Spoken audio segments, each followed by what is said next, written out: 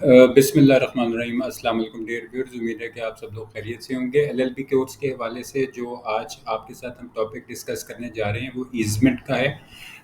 ये जो इसका सेक्शन है आमतौर पे टॉट का जो पेपर है, ये टॉट के पेपर के साथ ही उसका एक हिस्सा होता है, जिसमें आपने ईज़मेंट जो है उसको अटेम्प्ट करना होता है। तो सबसे पहले आज हम ईज़मेंट देखेंगे और उसकी डिफरेंट काइंड्स देखेंगे।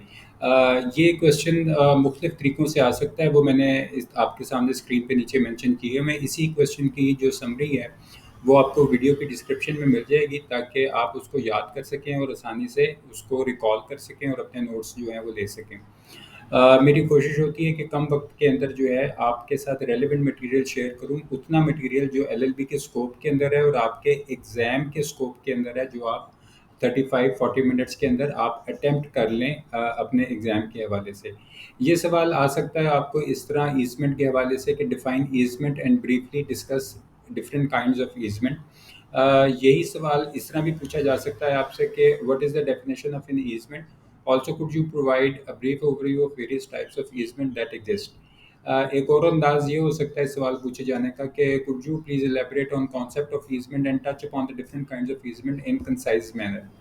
और इसके साथ यही वाला सवाल ऐसे भी आ सकता है कि please define easement and then provide a succinct discussion of various types of easement that exist. लिहाजा सबसे पहले हम हमेशा की तरह जो इंट्रोडक्शन है वो पहले देते हैं क्वेश्चन के अंदर। अब यहाँ पर हम पहले ये समझ लेते हैं कि ईज़मेंट क्या चीज़ होती है। तो ईज़मेंट जो है ये बुनियादी तौर पे आप समझ लें कि right to use the land of another person for the specific purpose without possessing it. ये पहला जो सेंटेंस है यही इसको एक्सप्लेन कर रहा है, जिसमें आप ये समझ सकते हैं कि एक शख्स जो है वो किसी दूसरी शख्स की ज़मीन को किसी ख़ास मकसद के लिए इस्तेमाल कर रहा है और उसमें वो पोजेशन उसकी नहीं रखता, कोई उसकी मलकियत नहीं होती, ना उसकी पोजेशन होती है। तो इसमें आप ये समझ सकते हैं कि जब किसी को ईज़मेंट ग्रांट की जाए, ईज़मेंट का मतलब आप समझ सकते हैं जैसे किसी के लिए कोई आसानी पैदा कर दी है। तो इसमें ये है कि टाइटल ऑफ ओनरशिप जो होता है वो असल मालिक का ही होता है, लेकिन दूसरा शख्स जो है वो उसको सिर्फ मखसूस मकसद के लिए इस्तेमाल करता है, बिना उसको पोजेस किए हुए या उसकी ओनरशिप लिए हुए। तो इसको आप कह सकते हैं right of way. Right of वे से मुराद है कि गुजरने का जो रास्ता है या जो उसका हक है उस चीज़ का, उसको हम ईज़मेंट कह सकते हैं।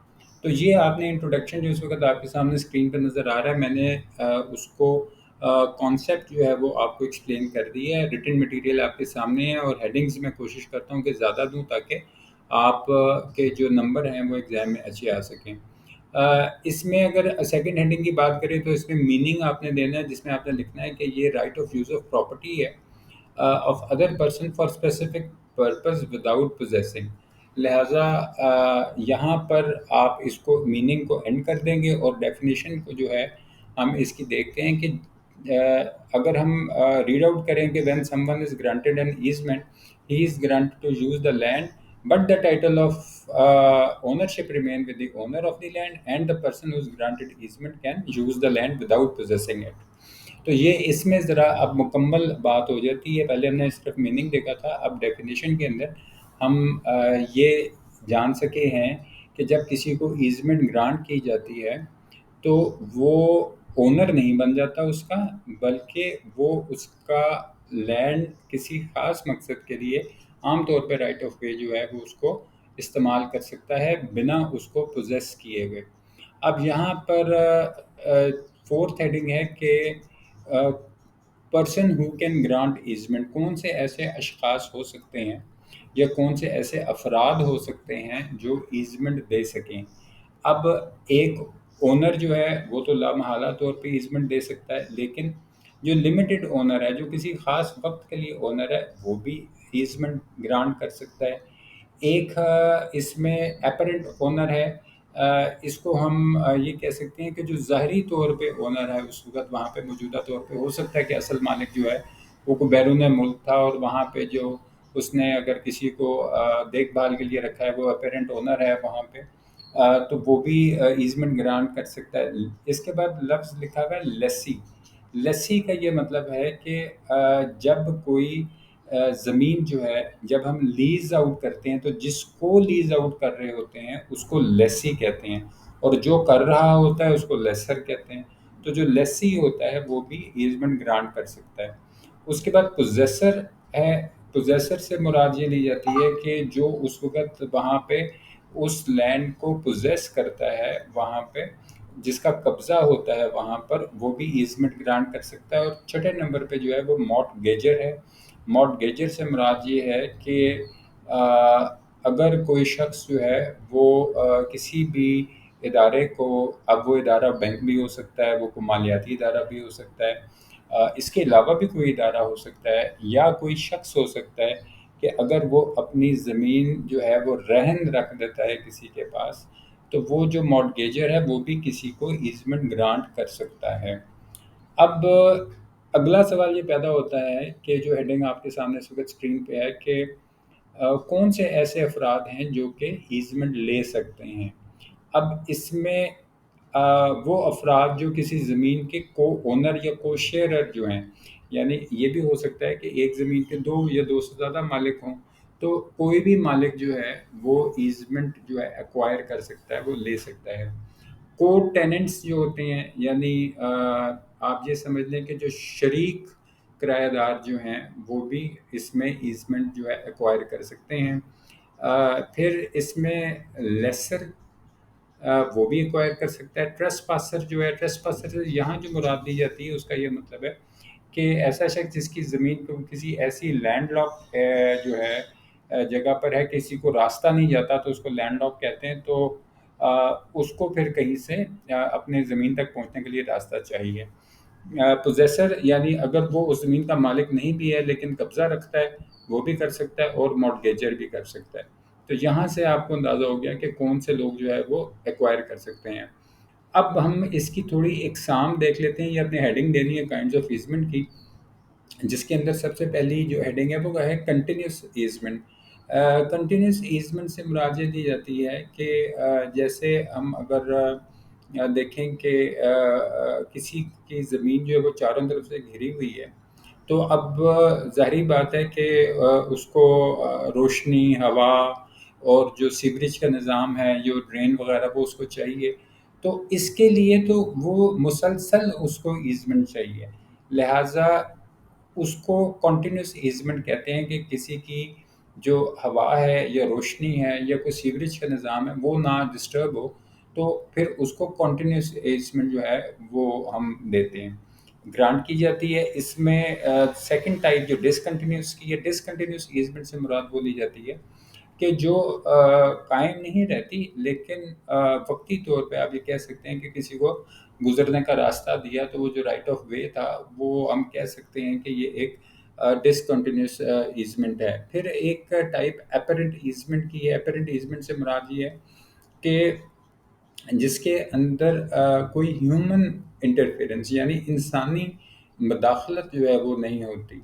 اب جیسے کسی نے پیوڈ کوئی ٹریک جو ہوتا ہے، جو جس کو سولنگ کہتے ہیں عام الفاظ میں، یا جو اینٹوں کا بنا راستہ کچھ اس طرح کا ہے، یا فٹ پاتھ ہے، یا اسٹریمز فلو ہیں، تو ان کو اپیرنٹ ایزمنٹ کہتے ہیں۔ اسٹریم سے مراد مطلب جو ندی نالے وغیرہ، ان حوالے سے۔ نان اپیرنٹ ایزمنٹ اگلی ٹائپ ہے جس کا یہ مطلب ہے کہ یہ انسانی مداخلت سے فری نہیں ہوتی، بلکہ اس میں انسانی مداخلت شامل ہوتی ہے۔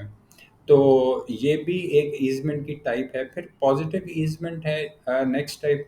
پازیٹیو ایزمنٹ سے مراد یہ لی جاتی ہے کہ اس میں جو اونر ہے اس کی پرمیشن لے کے جو بھی ایزمنٹ ہولڈر ہے جس کو گرانٹ کی گئی ہے، وہ اپنا اگر اس کا کوئی کنواں وغیرہ ہے اور اس نے وہ پانی وغیرہ کا وہاں ڈسچارج کرنا ہے، کوئی کچن کا استعمال ہے، کچھ اس طرح کی چیزیں ہیں، کچھ بینیفٹس وغیرہ اس طرح کے، تو وہ جو ہے ہم اس کو پازیٹیو ایزمنٹ کہتے ہیں۔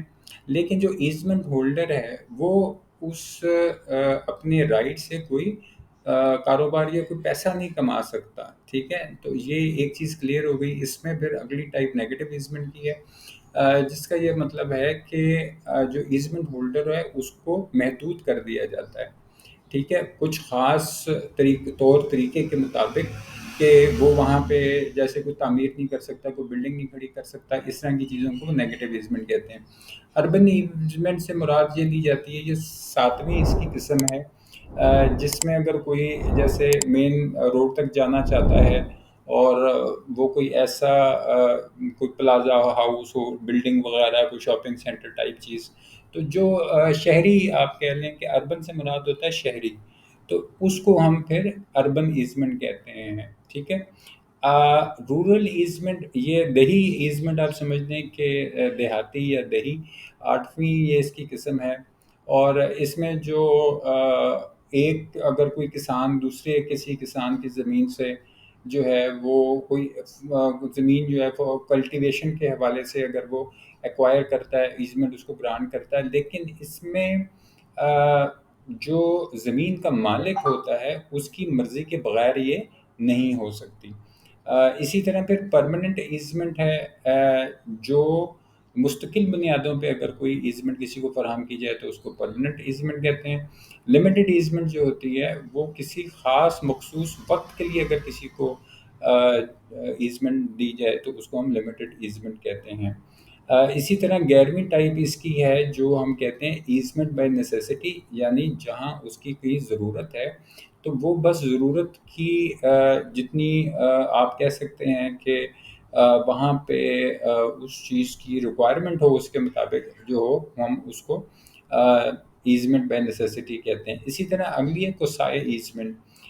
کوسائے ایزمنٹ جو ہے، کوسائے جو ہوتا ہے یہ کئی دفعہ ورڈ جو آپ جب لا کے اندر پڑھیں گے تو مختلف جگہوں پہ یہ ورڈ استعمال ہوتا ہے. تو جیسے کوسائی جوڈیشل ہوتا ہے، تو اسی طرح یہ کوسائی ایزمنٹ جو ہے اس کا یہ مطلب ہے کہ ایزمنٹ جیسا. ٹھیک ہے، ایزمنٹ نما. تو ایزمنٹ نما جو چیز ہے یہ ایسی ہے جو ہم کہہ سکتے ہیں کہ when both tracts of the land are owned by the single person and it will become quasi easement if the owner of the two tracts sells one of the tract to other person. تو وہ کسی کو اگر فروخت کر دی تو وہ دو حصے اگر تھے اس طرح کے زمین کے تو اس کو ہم کوسائی ایزمنٹ کہتے ہیں. اسی طرح کسٹمری ایزمنٹ جو ہے، جیسے کوئی کسی علاقے کے کوئی رسم و رواج اس طرح کے تھے یا کوئی روایات اس طرح کی تھیں، تو ایسی ایزمنٹ کو جو ہے کسٹمری ایزمنٹ کہا جاتا ہے.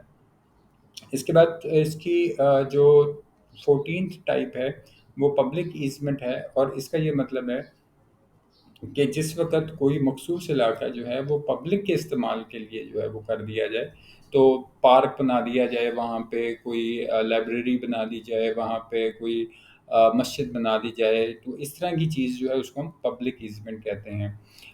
اس کے کنکلوژن جو ہے وہ اس میں آپ نے بس سم اپ کرنا ہے اس کو، اور اس ہیڈنگ کے اندر جو چیزیں آپ نے دینی ہیں وہ یہ ہیں کہ easement is a basic rule according to which a person can use someone else's land without possessing of it for a specified purpose. اور پھر آپ نے یہ بتا دینا ہے کہ یہ مختلف ٹائپس ہوتی ہیں جس میں پرماننٹ، لمیٹڈ، ڈسکنٹینیوڈ وغیرہ، یہ کوسائے، یہ سارا آپ نے اس میں تھوڑا سا لکھ کے، اور اس کے بعد آپ نے اس میں رکھنا ہے کہ یہ جوڈیشل جو ہے اپروول، اس کے بعد یہ چیز جو ہے وہ ممکن ہوتی ہے، اور جو بھی ایزمنٹ ہولڈر ہوتا ہے وہ اس سے کوئی روپیہ پیسہ نہیں کما سکتا. امید کرتا ہوں کہ آج کی اس ویڈیو سے آپ نے کچھ نیا سیکھا ہوگا. اپنے رائے کا اظہار نیچے کمنٹ باکس میں ضرور کیجیے گا تاکہ ہمیں معلوم ہو سکے کہ آپ کے معیار کی ویڈیو یہ ہے یا نہیں، اور ہم اس میں کیا بہتری لا سکتے ہیں.